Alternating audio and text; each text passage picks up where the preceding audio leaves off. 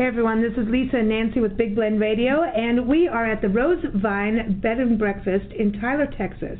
And it's a beautiful bed and breakfast with lovely gardens and extended stay suites. You could live here, right?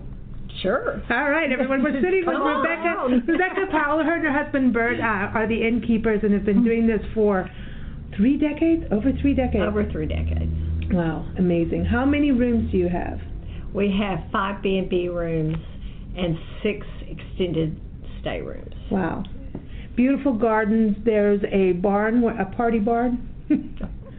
We have parties out there. Yeah, sure. A beautiful party barn, and you've got a tree house that you can go hang out. That's what Nancy and I are going to do a little later. We're going to have wine before we go to work, right? Yeah, sounds right. Good. This is the world of publishing.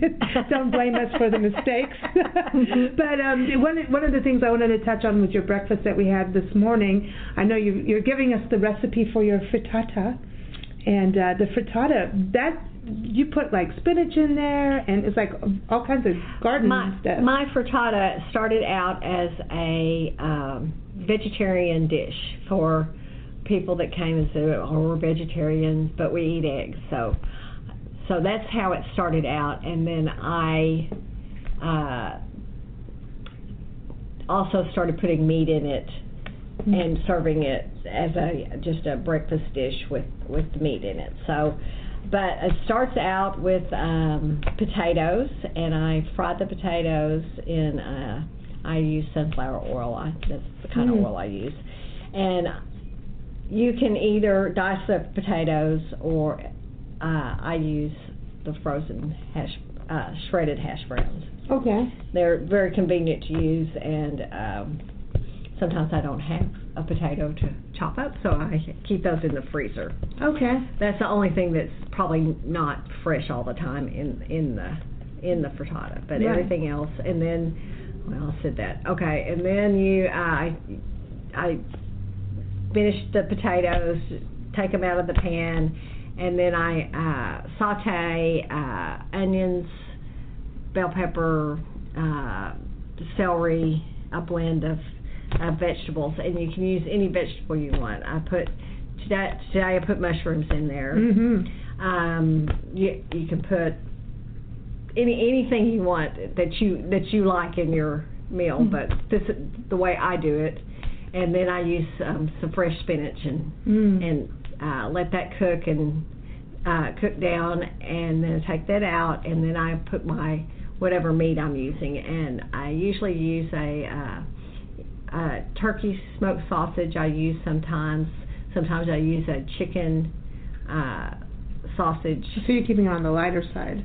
Yeah, I try. I don't use pork very often because a lot of people don't eat pork or whatever. So I'm using turkey or chicken in that, and that way if I've already made it, and someone comes down and says I don't eat pork, it's not a problem. Okay. This morning the frittata had a chicken meatball in it.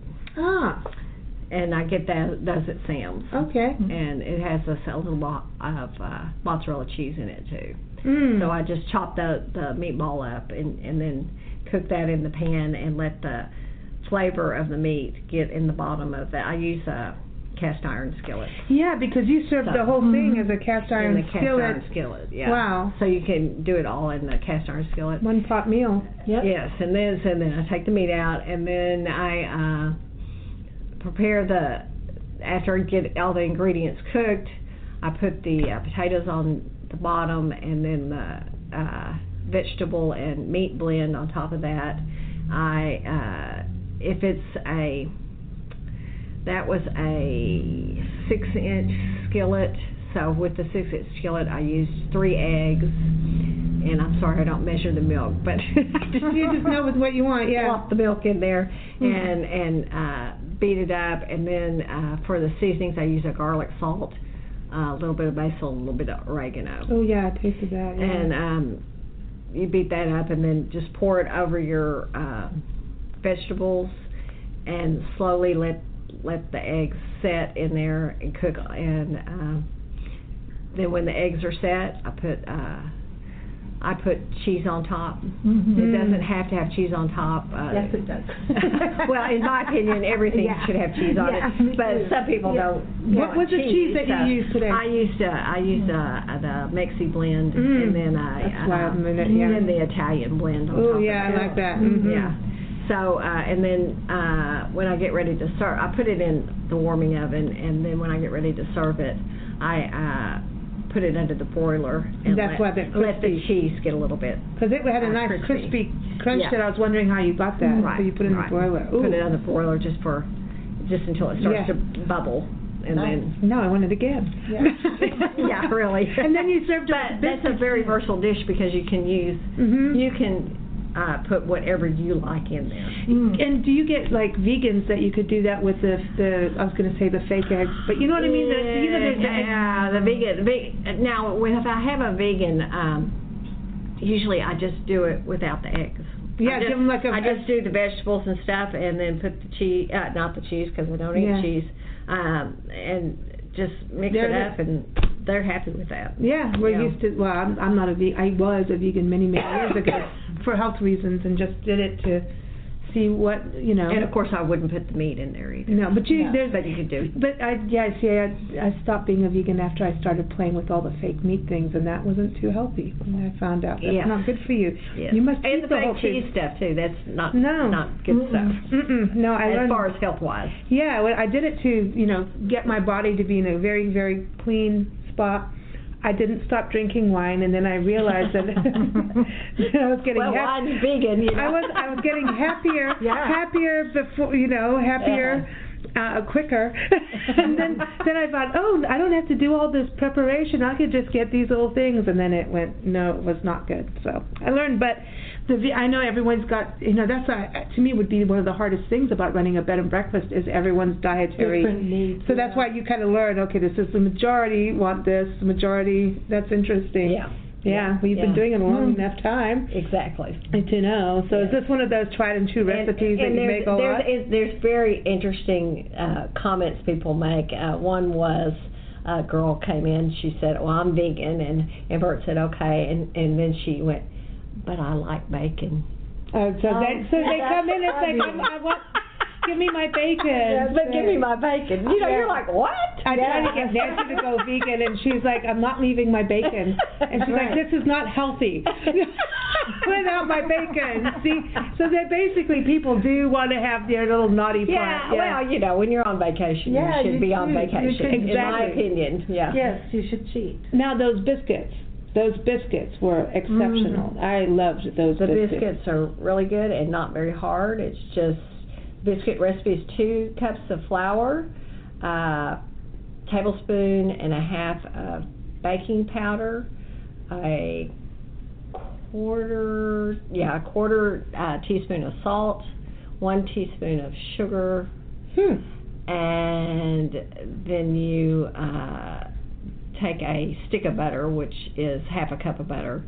There we go. And I soften it a little bit in the microwave before, and then you put it in your flour blend and use a cutting tool to cut the butter into and make it crumbly. So you don't really put any milk, or? Yes, and then you put a cup of milk in there.